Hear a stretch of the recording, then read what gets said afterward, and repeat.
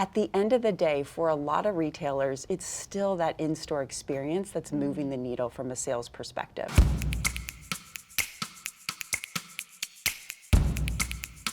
I'm Stephanie Paterick, Editor-in-Chief of The Current, and in the studio today we have a special guest. Jill Smith is Vice President of Business Development for Retail at The Trade Desk, recently joined from Kroger and previously NBCU. I know you to have a wealth of knowledge about what is happening in the retail media space, so let's get into it. Sounds great. To start off, what innovation is coming down the pike that has you most excited right now? There's so much innovation I'm super excited about. Probably 3 different areas I'll touch on. The first one is around the sophistication of creating these audiences. And you hear a lot around audience first planning, which I wouldn't say is innovation. I think innovation is going to come in the form of surprising and delighting us and finding out, surprise, this is really your audience who's buying your product. You may have not known that, but with technology, with having all of the sales data in a platform, you're going to start to see who's driving that growth. Another innovation that I think we're going to start to really watch happen over the next 3 to 5 years is these surprising partnerships that are beginning to form. As we think about where could there be some unique partnerships that actually unlock even greater value for customers. That could be a hotel partner partnering with a grocery retailer. That could look like an airlines partnering with a high-end beauty retailer. We're starting to see some of those form, but I think we're going to start to see even more. And then the last innovation I think we should all keep an eye on is related to in-store and brick and mortar. We know across the board, there's still 80–90% of sales happening through brick and mortar. Of course, e-commerce is growing. In itself, right? Yes, and e-commerce is growing quickly. It's accelerating. But at the end of the day, for a lot of retailers, it's still that in-store experience that's moving the needle from a sales perspective. So I think we're going to start to see a lot of innovation happening right at the shelf, right at the point of purchase. For us, we have to keep an eye on that. When you think of innovation at the shelf, what does that look like? Are we talking screens? It looks like screens. It looks like personal to you based on what you're buying. Of course, all in a privacy compliant way, but I think we'll be really surprised and again delighted around this way of reaching customers where and how they want to buy in that moment.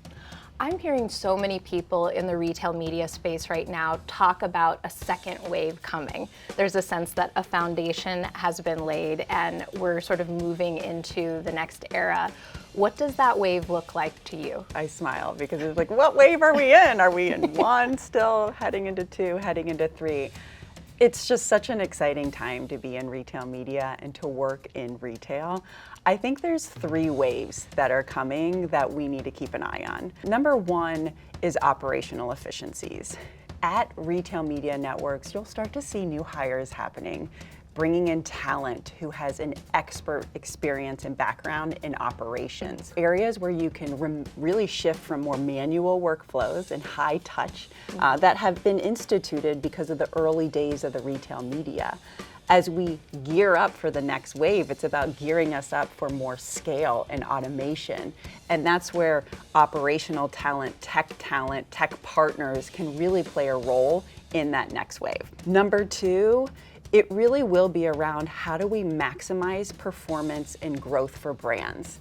How do we look at this sales data, this measurement data, and really continue to work toward driving business outcomes for brands, which at the end of the day is brand growth. So I think you'll start to see brands really rally around that in a more sophisticated way to make sure we're setting up campaigns in the right way that are delivering on growth.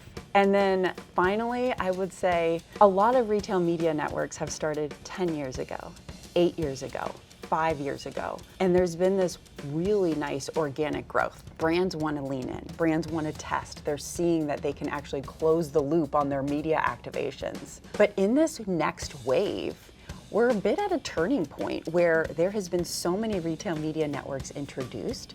So it's critical that these retail media networks are really differentiated. I think there's more than 200 now, is that right? Yeah. And so it's up to these retailers to drive home their unique difference in this industry and why brands should invest with them among all the different choices that you have.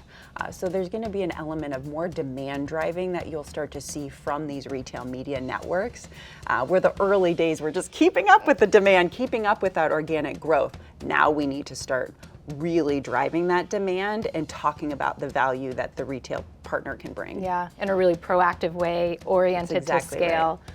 I also love this idea of looking at hires and promotions as a sign or, a predictor of where things are going, and the operational piece of that is super interesting. Jill, thank you so much for taking time to come to the Current studio today. It's been fascinating to do a deep dive on this next wave of retail media, and I hope you come back.